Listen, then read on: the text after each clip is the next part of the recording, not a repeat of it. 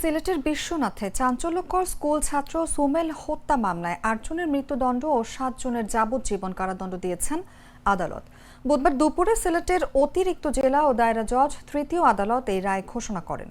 এছাড়াও আরও ১৭ জন আসামির ২ বছর করে কারাদণ্ডের আদেশ দিয়েছেন আদালত। মামলায় মোট ৩২ জন আসামির মধ্যে একজন পলাতক রয়েছেন। আদালতের এপিপি কামাল হোসেন এই তথ্য নিশ্চিত করেছেন। ২০২১ সালের ১ মে বিশ্বনাথের চৈতন্যনগর গ্রামের নজির উদ্দিনের ক্ষেতের জমি থেকে জোর করে রাস্তায় মাটি তুলতে চান যুক্তরাজ্য প্রবাসী সাইফুল আলম।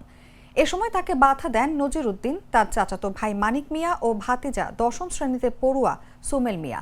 এতে বাকবিতণ্ডায় এক পর্যায়ে সাইফুল আলমের বন্দুকের গুলিতে সুমেল মিয়া নিহত হয়। এ সময় সুমেলের বাবা ও চাচা সহ ৪ জন গুলিবিদ্ধ হন। ঘটনার পর সুমেলের চাচা ইব্রাহিম আলী সিজিল বাদী হয়ে ২৭ জনের নাম উল্লেখ করে হত্যা মামলা করেন।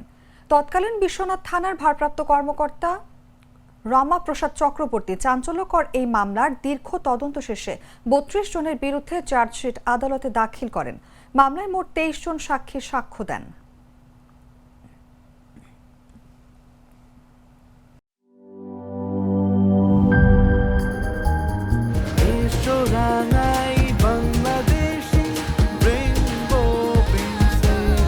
রেইনবো পেইন্টস, ছড়াও জীবনের রং।